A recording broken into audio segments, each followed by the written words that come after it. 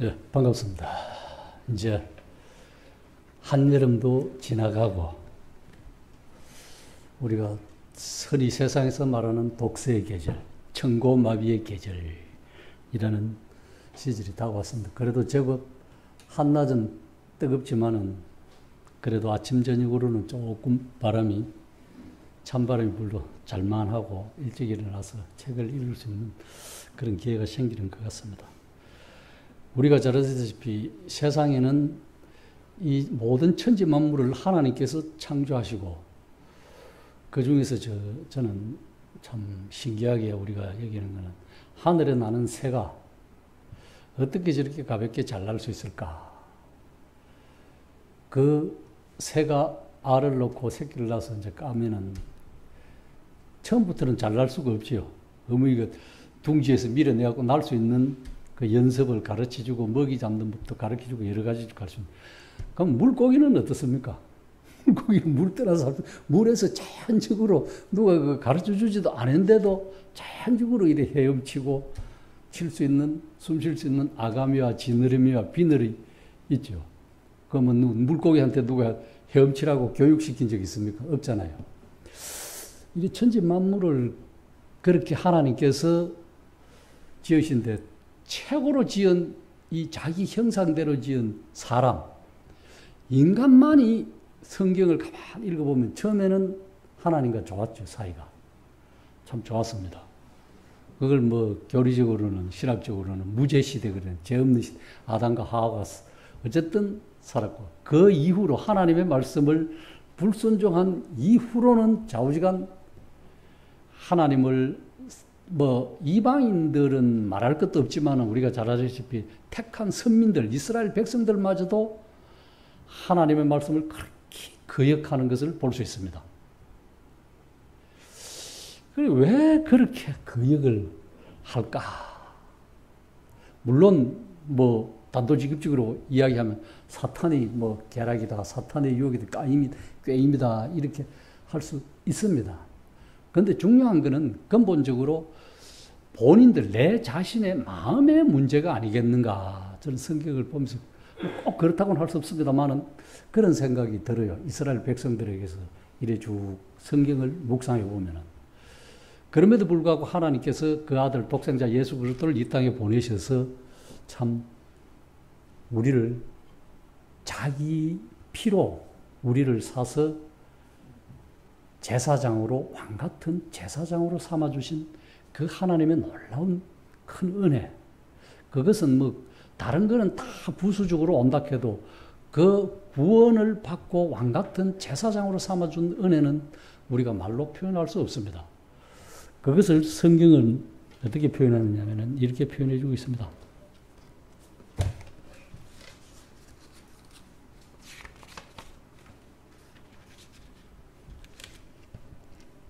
우리가 잘 아는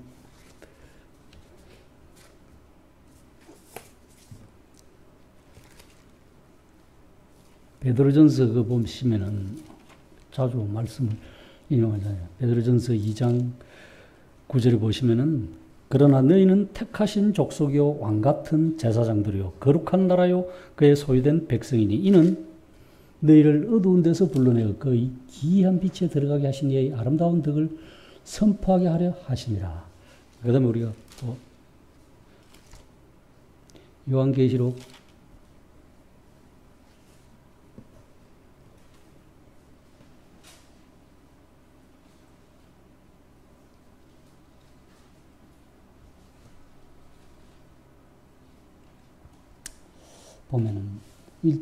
1장 5절에 보면 또 충성된 정인으로 죽은 자들 가운데서 먼저 나시고 땅의 임금들의 머리가 되신 예수 그리스도로 말미암아 은혜와 평강이 너희에게 있기를 원하노라. 우리를 사랑하신 그의 피로 우리 죄에서 우리를 해방하시고 그 다음에 그의 아버지 하나님을 일하여 우리를 나라와 제사장으로 삼으신 그에게 영광과 능력이 세세토록 있을지어다 원하노라. 아멘. 그 다음에 5장에도 보시면은 이렇게 했습니다. 5장 9절에도 보면 그들이 새 노래를 불러 이르되 두루마리를 가지시고 그 인봉을 떼기에 합당하시도다. 일찍이 죽임을 당하사 각 족속과 방언과 백성과 나라 가운데서 사람들을 피로 사서 하나님께 드리시고 그들로 우리 하나님 앞에서 나라와 제사장들을 삼으셨으니 그들이 땅에서 왕노릇하리로다. 뭐 제사장 삼은 것뿐만 아니라 왕노릇 한다는 겁니다. 우리를 이 구약에 우리가 잘 아시다시피 구약에 보면은 제사장과 왕이 나오죠. 구약에는 여러 가지 이제 선지자들 나오고 하는데 이 왕과 방금 계시록 5장 9절에서 왕 같은 제사장 우리가 이렇게 이야기하잖아요. 그러니까 왕과 제사장 지금 신약에서는 한마디로 이야기하면은 제사장 직분과 왕의 직분과 선지자적 직분 이 직분을 주님이 다 행하십니다. 그런데 구약에는 보면은 분명히 틀려요. 왕은 왕이고 제사장은 제사장입니다. 모세의 형 아론이 대제사장으로서 제사장 직분 거기 다른 사람 그 겸임할 수 없습니다. 겸직을 구약에서는 어떤 직분 이 직분을 겸직을 할 수 없어요. 신약에는 그 이제 상징적으로 비주면서 한다는 거죠. 그걸 보면서 모세의 율법 아래서 한 사람이 그 직무를 다 가질 수 없습니다. 모세의 율법. 그런데 우리가 잘 아시다시피 그 신명기에 보시면은 신명기 그 33장에 보면은 그 모세를 참 좋은 편으로 해줍니다. 여수론의 왕이라고도 표현해줘요. 여수론. 민수기 신명기.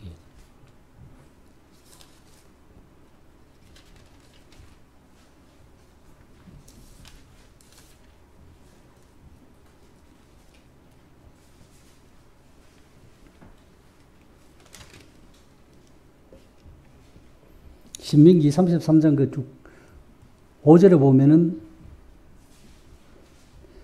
4절에서 모세가 우리에게 율법을 명하였으나 곧 야곱의 총회의 기업이로다. 5절에 보면 여수론의 왕이 있었으니 곧 백성의 수령이 모이고 이스라엘 모든 지파가 함께한 때로다. 이 여수론이란 말은 뜻은 그 정직한 자, 올곧은 자. 그러니까 하나님의 말씀에 거역하지 아니하고 순종하고 올곧게 살아가는 자를 그렇게 인정한 자를 여수론이라고 하는 거죠. 그게 모세에게 이렇게 여수론의 또 왕이라고도 칭호를 해준다는 거예요. 그런데 여수론이란 말은 성경에 보면은 한 4번 나오는데, 4군데가 나오는데, 그 32장 15절에서 15절에도 여수론이라는 말이 나옵니다. 그 다음에 33장 5절, 그 다음에 33장 26절, 26절에도 보면은 이렇게 표현해주고 있습니다. 여수론이여 하나님 같은 이가 없도다. 그가 너를 도우시려고 하늘을 타고 공창에서 이음을 나타내시도다. 이렇게 그 다음에 이사야에서도 보면 이사야 44장 2절에 보면 표현 잘해주고 있습니다.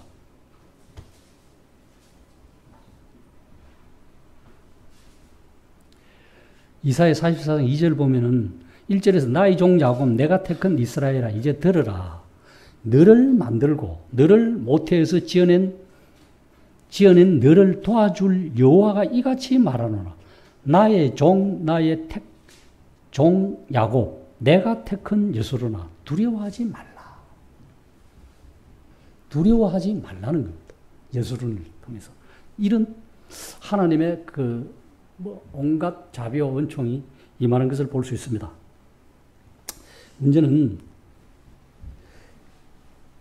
모세가 여수론의 왕이었다는 말씀을 우리가 이래 성경을 통해서 읽어볼 수 있지만은 그의 형 아론만이 대제사장입니다. 하나님의 그 정하신 뜻에 따라 이스라엘의 왕된 사람들은 제사장 지파가 될 수 없습니다. 다른 지파에 속해 있고 다른 지파는 유다 지파에 속해 유다 지파에서 거의 다 왕이 다 나왔어요. 다윗의 왕뿐. 그런데 성경에 보면은 우리가 창세기에 보면은 그 멜기세덱 살렘 왕 그 나옵니다. 창세기 보면 율법을 주시기 전에 한 사람이 왕과 제사장 직분을 겸직하고 있는 것을 발견합니다. 멜기세덱의 왕이 그런 이야기라는 거죠. 그 창세기 14장 18절에 보면 지극히 높으신 하나님의 재상이었다. 이렇게 표현해 주고 있습니다. 이것이 우리가 잘 아시다시피 예수 그리스도에 대한 그 예언의 말씀이죠. 우리가 잘 아는 그리스도가 멜기세덱의 그 서열을 쫓아 반차를 쫓은 제사장이라는 것을 우리가 성경을 통해서 읽을 수 있습니다. 어떻게 보면 110편 4절에 보면은 여호와는 맹세하고 변치 아니하시리라 이르시기를 너는 멜기세덱의 서열을 따라 영원한 제사장이라고 표현해 주고 있습니다. 110편 4절에. 그렇죠. 우리는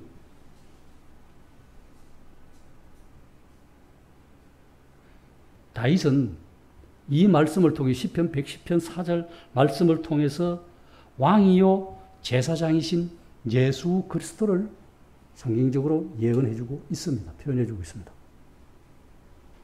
또한 성경에 보면 서가라에서도 그런 표현이 있어요. 서가라의 선지자도 똑같은 이 사실을 말씀해 주고 있습니다. 서가라 6장 13절에는 그가 여호와의 전을 건축하고 영광도 알고 그 자리에 앉아서 다스릴 것이요. 또 제사장이 자기 자리에 있다. 자기 위치에서 자기 자리에서 다스리는 분은 영원하신 우리 주 예수 그리스도밖에 없습니다.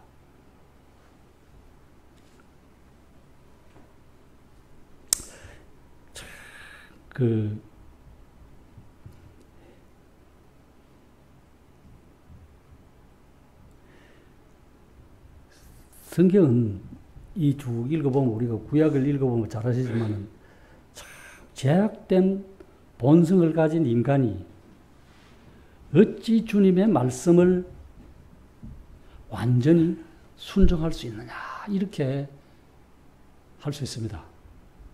합니다. 그렇죠.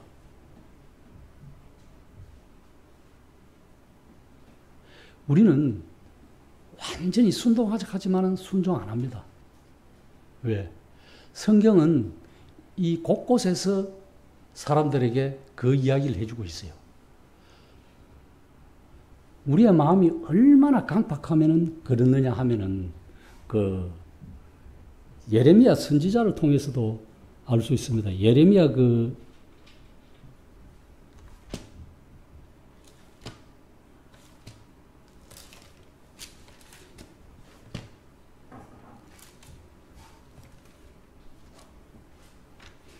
예레미야 한 8장을 보겠습니다. 예레미야 8장에 보면 참 이 예레미야 선지자가 너무나 안타깝게 남유다 백성들을 향해서 이야기하는 말씀이 있습니다. 이 참 예레미야 우리가 잘 아는 눈물의 선지자라고 그래요. 이스라엘 백성들이 하나님의 말씀을 거역하는 것에 대해서 너무나 안타까운 심정에서 어떻게 이야기하냐면은 참 도저히 자기가 이 백성들을 이해하지 못하는 심정을 가지고 이야기하지 않겠느냐 이런 생각이 듭니다. 왜 그러냐면 여기 쭉 읽어보시면은 여호와의 1절에서 보면은 여호와의 말씀이래. 그때 사람들이 유다 왕들의 뼈와 그의 지도자들의 뼈와 제사장들의 뼈와 선지자들의 뼈와 예루살렘 주민의 뼈를 그 무덤에서 끌어내어. 요즘 그때 무덤 회파한다는 말이죠. 부관참시. 그들이 사랑하며 섬기며 뒤따르며 구하며 경배하던 해와 달과 하늘의 무별 아래에서 펼쳐지게 하리니 그 뼈가 거두이거나 묻히지 못하여 지면에서 분토가 뜰 것이라. 여기서 3절에 보면은 예레미야가 이렇게 이 악한 민족이라는 표현을 합니다. 하나님의 선민 이스라엘 백성들을 예레미야는 왜 이런 악한 민족이라는 표현을 썼을까? 그만큼 선지자 자기가 보기에 선민이라 그러면서 그만큼 하나님의 말씀이 하나님께 어떻게 자기 그 백성을 애굽에서 430년 동안 종살이 하던 사람을 건너고 또한 그 사막에서 어떻게 먹이시고 입히시고 상처 없이 가나안까지 들이시는가 이것을 보면은 또한 바벨론 포로에서 어떻게 이래 구원해 주신 이런 모든 역사적인 사실을 현실 앞에서 이 보면은 도저히 이렇게 하나님의 말씀을 거역하고 불순종함 없는 이 선민들이 왜 이렇게 악한 생각으로 하느냐. 쭉 읽어보면 나옵니다. 이 악한 민족이 남아있는 자, 무릇 내게 쫓겨나서 각처에 남아있는 자들이 사는 것보다 죽는 것을, 이 얼마나 고통이 심했으면은 차라리, 우리도 세상 사람도 우리도 그랬어요. 차라리 막 이런 고통 당하는 게 죽는 것이 낫다, 이 소리 하거든요. 여기도 똑같습니다.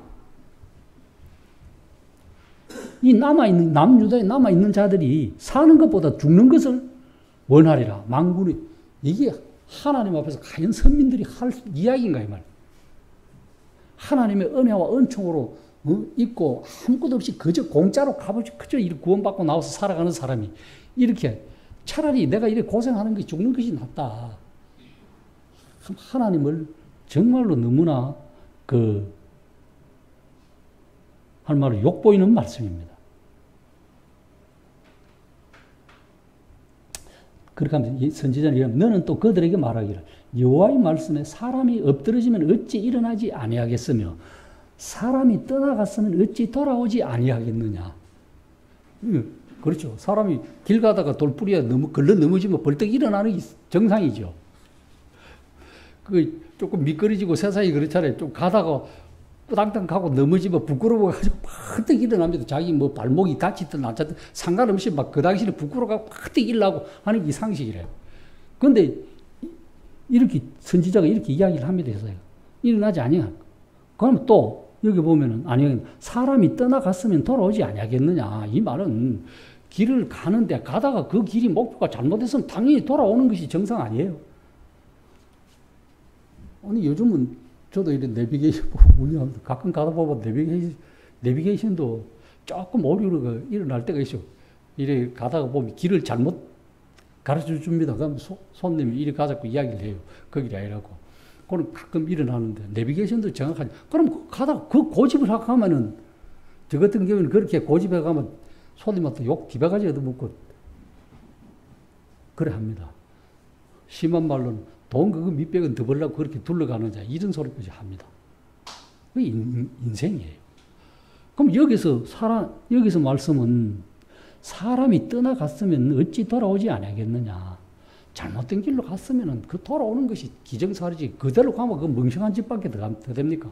그 이스라엘 백성들이 이랬다는 거예요, 지금.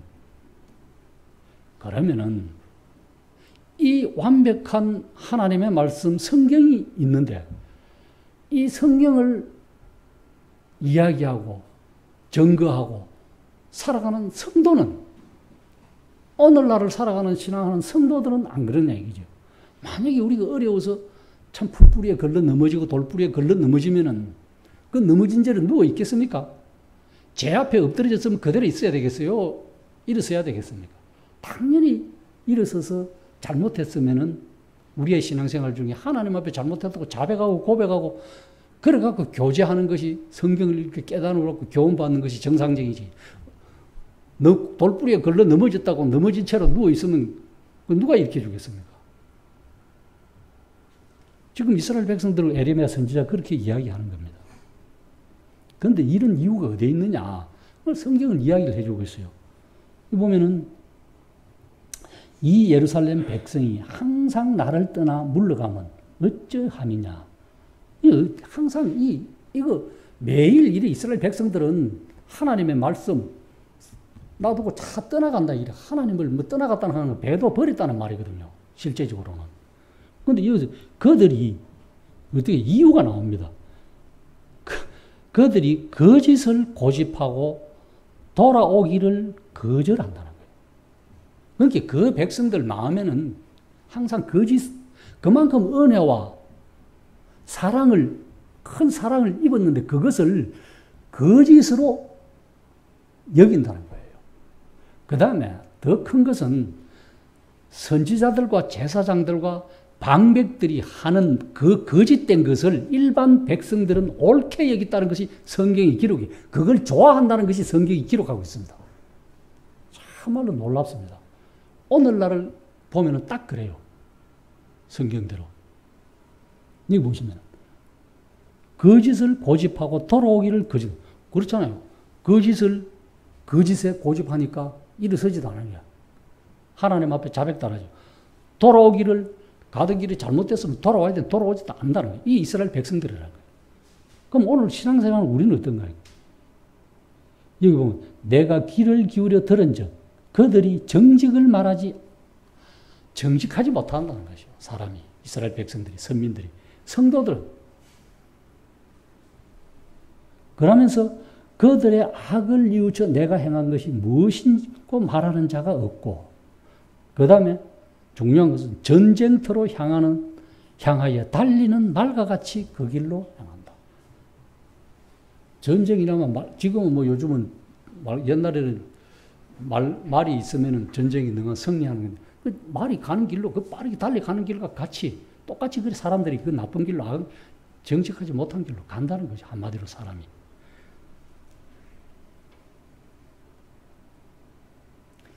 이렇게 사람은 이렇게 참 하나님을 떠나고 이렇게 합니다.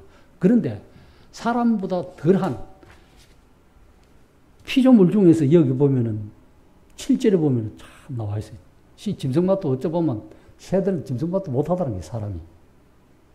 공중의 학은 그 정한 시기를 알고 산비둘기와 제비와 두루미는 그들이 올 때를 지키거늘 여기 보면 내 백성은 여호와의 규례를 알지 못한다. 알지 못한다는 것은 아직 신경을 안 쓴다는 거죠. 새와 짐승도 다 오고 갈 때 지킬 걸 그렇잖아요. 우리가 봄에 뭐 강릉 같은 제비가 봄에도 이러도 가을 되면 돌아가잖아요. 그 시기와 때를 짐승들도 나는 새들도 다 아는데 하물며 하나님의 백성은 하나님의 말씀 규례를 안 지킨다는 거예요. 이것이 현실입니다. 오늘 살아가는. 그때나 지금이나. 너희가 어찌 우리는 지혜가 있고 우리에게는 여호와의 율법이 있다 말하겠느냐. 참으로 서기관의 거짓의 붓이 거짓되게 했다. 아주 두렵고 무서운 말씀입니다. 하나님의 말씀을 필사하는 서기관들이 거짓 붓이 거짓 기록하고 거짓 되다 자기 생각과 자기 말로 하나님의 말씀이 아닌 자기 생각으로 가르치고 자기 생각으로 이야기한다는 거예요. 정말로 무서운 말씀이에요.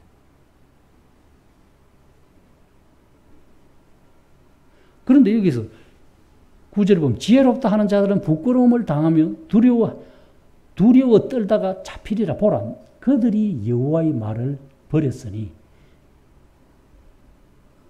여호와의 말을 버렸다는 겁니다. 그 다음에 10절에 보면 그러므로 내가 그들의 아내를 타인에게 그 다음에 그 뒤에 보면 차지할 자의 줄이 그들은 가장 작은 자로부터 큰 자까지 다 욕심내며 욕심이 꽉 찼다는 거예요. 큰 자나 작은 자 선지자로부터 제사장까지 다 거짓을 행한다. 그들이 딸 내 백성의 상처를 가볍게 여기며 이 제사장이나 선지자나 욕심 때문에 백성들의 상처를 안 돌본다는 거예요.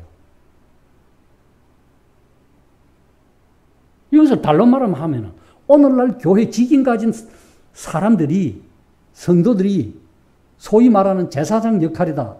무슨 역할이다 하는 사람들이 성도들의 상처는 돌보지 않는다는 거예요. 왜? 욕심 때문에. 백성들의 상처를 가볍게 하는 말이 평강하다, 좋다, 안전하다, 행복하다, 축복하다 이런 말만 들이대지 실질적인 그 마음속에 있는 상처는 안 본다는 거죠.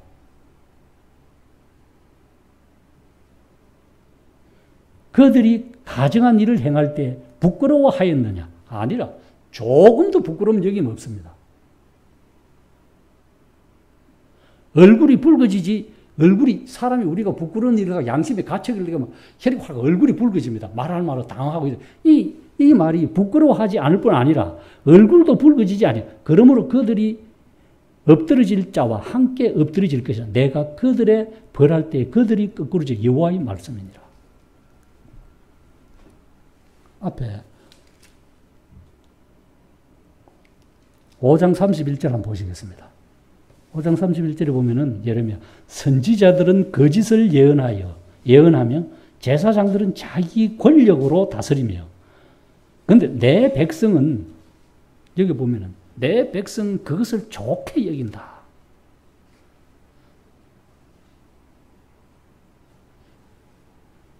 소위 말하는 제사장들이나 선지자들이 하나님의 말씀을 가르치고 이걸 거짓되게 가르치는데, 이 안전 성도들은 그걸 좋게 알아듣는다는 거죠.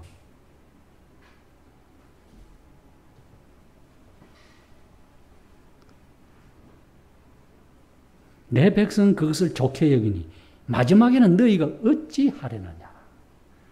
마지막에는 너희가 어떻게 하겠느냐 질문합니다. 하나님의 말씀을 정말로 두렵고 떨림으로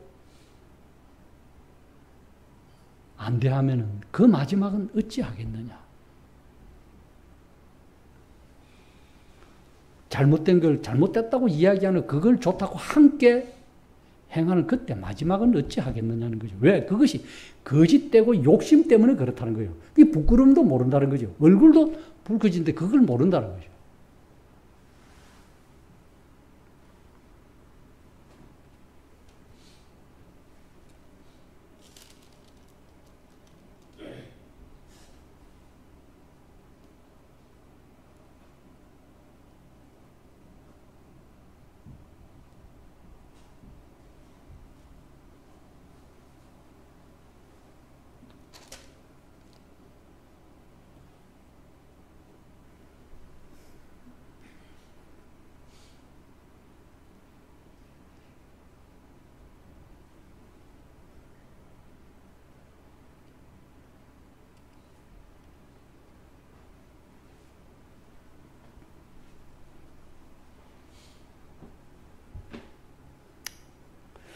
우리는 사도 바울이 잘 아시다시피 고린도 교회를 우리가 잘 아시다시피 참 많은 문제가 있는 교회잖아요. 그래도 제일 첫 위에 보면은 성도라는 표현을 해주고 있습니다. 우리가 잘 아시다시피 성도라는 말은 거룩한 무리라더라고요. 왜 그렇게? 우리 자신을 돌아볼 때는 전혀 그런 것이 없다는 거죠. 그럼에도 불구하고 우리 속에 계신 성령님으로 인해서 그 성령께서 우리를 구원받았다는, 거듭났다는 보증으로 우리 속에 계시잖아요. 그 성령께 있기 때문에 사도 바울은 거룩한 성도라. 왜? 거룩하면 거룩해. 그러면 그게 있으면은 거룩해지려고 노력은 해야 된다는 거죠. 이스라엘 백성은 그거조차 안 했다는 거죠. 우리가 교훈받을 수 있는 것은 이 성경을 읽으면서 정말로 이러하면 안 되겠구나, 이걸 해야 되는데, 이 유명한 이런 훌륭한 사람들도 이런 죄를 지었으니까 우리 뭐 연약한 인간 피조물이야, 뭐 그럴 수 있지. 이게 아주 참 무섭고도 우스운 말입니다. 하나님 앞에 사람이 그럴 수 있지. 그럴 수 있습니다. 그럴 수 있어요. 하나님의 사람으로서는 그럴 수가 있으면 안 된다는 거죠. 계속 그럴 수 있고 그렇게 행한다면 그렇게 빨리 안 돼요.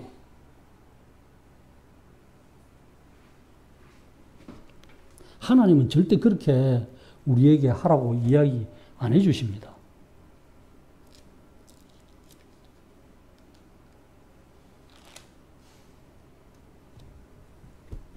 예레미야 1장 12절 한번 보시겠습니다.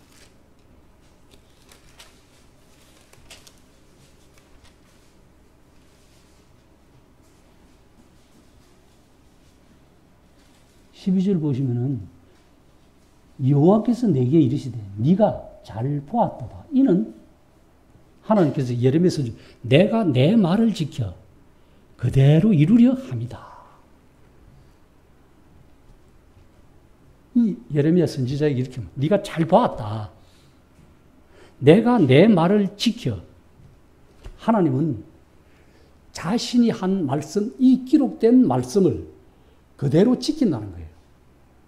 그러면 우리에게 주신 말씀, 구원이든지 질병의 치유든지 무엇이든지 이 약속의 말씀을 붙들고 고백하고 간구했을 때 그대로 지켜 이루어 주신다는 것이 하나님의 약속입니다.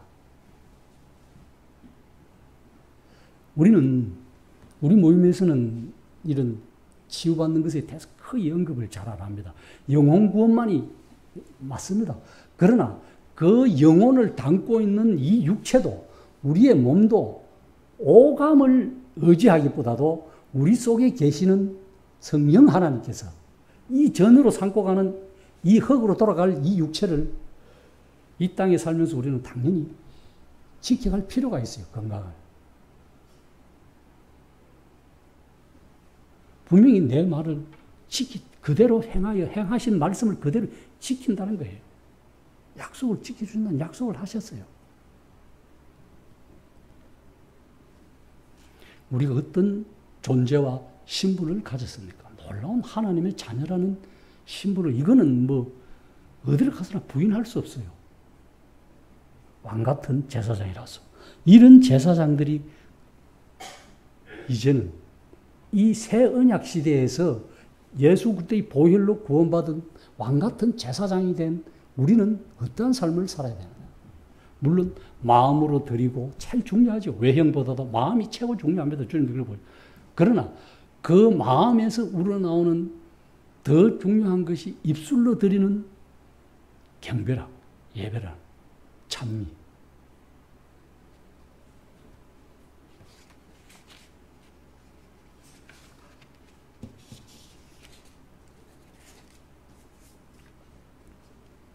그것을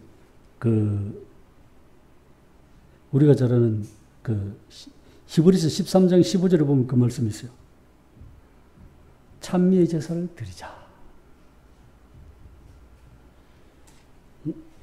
우리가 예수로 말미암아 항상 찬미의 제사를 하나님께 드리자. 이는 그 이름을 증거하는 입술의 열매다. 시편 50편에는 더 잘 말씀해 주고 있습니다. 50편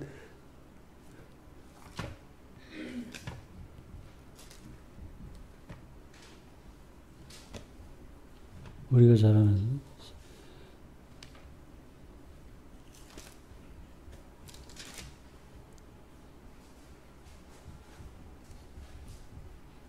50편 13절 14절 내가 수소의 고기를 먹으며 염소의 피를 마시겠느냐. 감사로 하나님께 제사를 드리며 지존하신 이에게 네 세운을 갚으며. 감사로 제사를 이제 23절에는 어떻게 표현해요? 50편 20 감사로 제사를 드리는 자가 나를 이렇게 하나님 앞에 감사라는 입술을 표현하는, 마음을 담아서 표현하는 이 말이 영화롭게 하나니 그 행위를 옳게 하는 자에게 내가 하나님의 구원을 보이리라.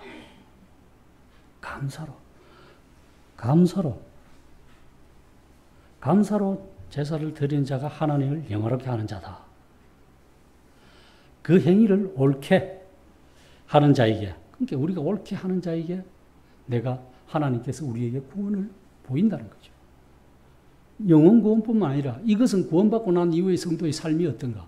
그럼 예를 들어서 질병이 있다. 그럼 하나님 앞에 감사로 제사를 드리면은 몸의 구원도 건강도 지켜주신다는 거죠. 하나님께서. 복음서에 쭉 요즘 복음서 공부하고 있지만은 우리가 그 많은 무리들이 정말로 무리가 애워싸서 모였는데 그 여자 혈류병 앓는 여자가 그 조금만 예수님을 만지면 나을까 싶어갖고 막 해집고 들어가서 그 옷자락이라도 마면 그 간절함이잖아요. 말씀이 아니라 내가 저분의 옷이라도 만지면 낫겠다는 이런 간절함이 있을 때 그 나았잖아요. 그 나은 게 그 예수님의 능력이 나간 거. 예수님은 아니. 다른 사람은 아무도 누가 내 손에 댔느냐 했을 때 아무도 뭐 사람이 미니까 군중이 많아서 미니까 누가 자연적으로 됐겠죠. 아니다. 내게서 능력이 나겠대. 누구냐 하니까 그 여자가 앞에 나와서 고백하잖아요. 그러니까 여자애가 네가 구원받아 편히 가라 그러잖아요. 제사 안 받았다. 이것이 우리에게 뭘 증거해 줍니까? 간절함이에요. 그냥 이스라엘 백성들이 마태복음 보면 나와 있잖아요. 15장 8절인가 뭐예요. 이 백성의 입술로는 나를 공경하되 마음은 내게서 멀도다 하는 말씀이 뭡니까? 또 입술로는 고백하지만 삶의 행위로서는 부인하니 디모데전서과 디도서가 보면 나와 있습니다. 입술로는 존경한다고 고백하지만 또 행위는 가정스럽고 딴판이라고 이야기해요. 그러니까 우리가 참으로 참 믿는 그리스도인은 마음의 생각과 입술의 고백과 하는 행동이 온전한 믿음으로 이루어진다.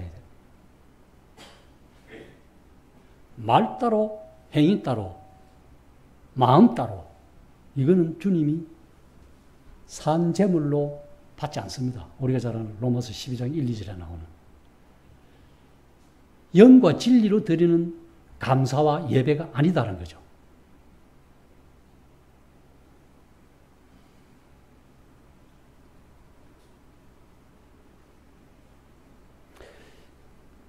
구약시대의 많은 제사들은 화목 제물이었어요.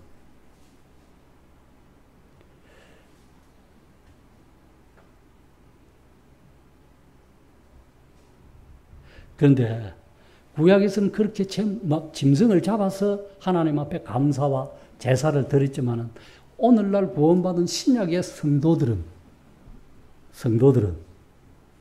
진심 어린 입술의 찬미와 영적 제사는 하나님 앞에서 황소나 염소나 그런 것들을 드렸던 구약의 경우보다 우리의 마음을 담아 입술로 행위로 드리는 이것을 하나님께서 더 기뻐 받으신다는 것입니다. 그게 시편 성경에서 이야기해 주는 내용이에요.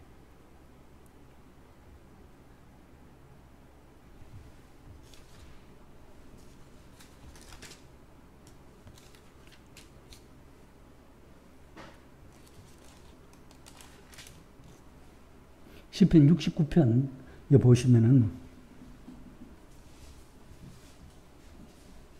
30절, 31절에 보시면 내가 노래로 하나님의 이름을 찬송하며 감사함으로 하나님을 위대하시다 하리니 이것이 소, 곧 뿔과 굽이 있는 황소를 드림보다 여호와를 더욱 기쁘시게 함이 된다.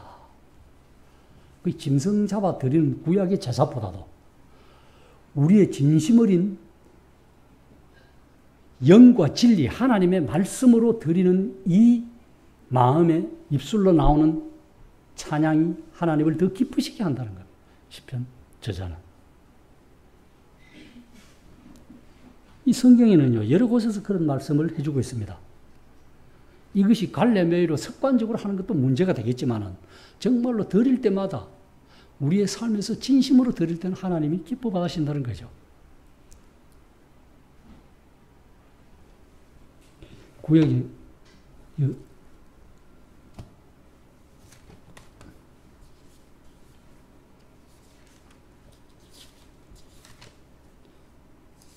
호세아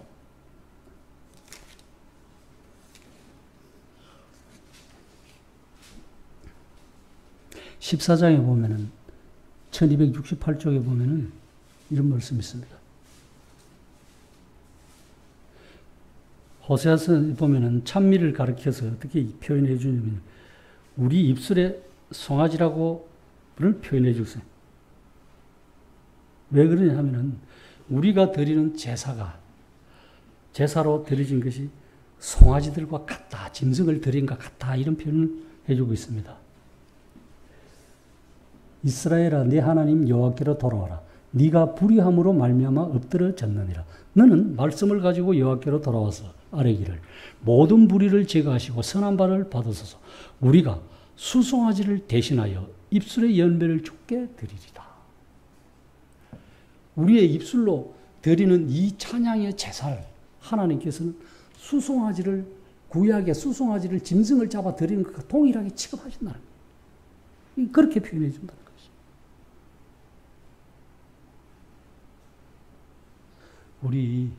우리는 정말로 이러한 경배와 찬양을 드려야 참 그리스도인답게 살아가는 겁니다.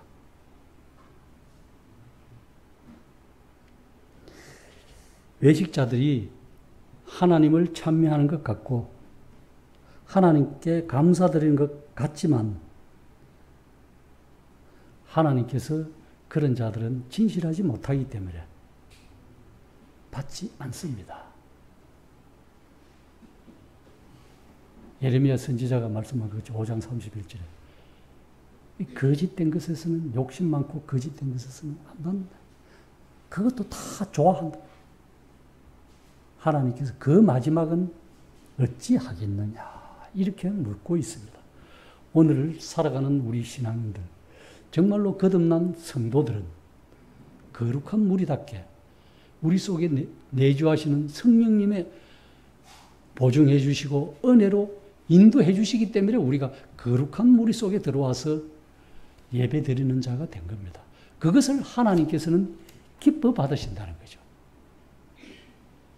물론 다른 여러 말들이 있겠습니다만은 정말로 우리의 마음 속에 있는 것을 진정으로 진리로 입술로 찬양하고 고백해서 그것이 세상에 나가 살 때 삶의 행위로서 드러날 때 더 하나님께서 기뻐 받으신다는 거죠. 똑같이 이스라엘 백성들이 그 짐승을 잡아 드린 것 같이 동일하게 우리 입술로 드리는 이 예배도 찬양, 찬미의 제사도 하나님께 똑같이 여겨주신다. 기쁘게 받으신다는 거죠. 그래서 우리는 우월감이 있는가 모르겠습니다만 그것은 어떤 면에서는 교만하죠. 정말로 진중한 경배, 입술로 드리는 것.